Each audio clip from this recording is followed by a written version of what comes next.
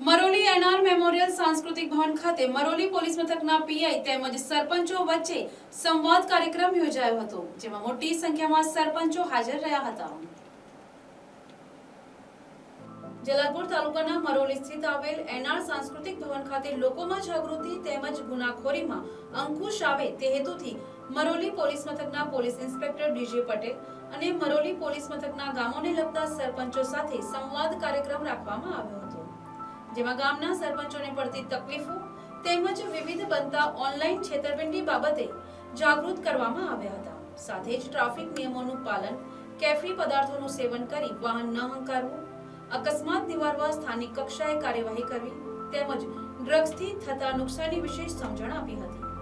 સાથે જ ગ્રામ્ય કક્ષાએ ગુના અટકાવવા સીસીટીવી કેમેરા લગાવવું સાથે જ ભારતમાં લાગુ થયેલ નવા કાયદાની સમજણ આપી હતી.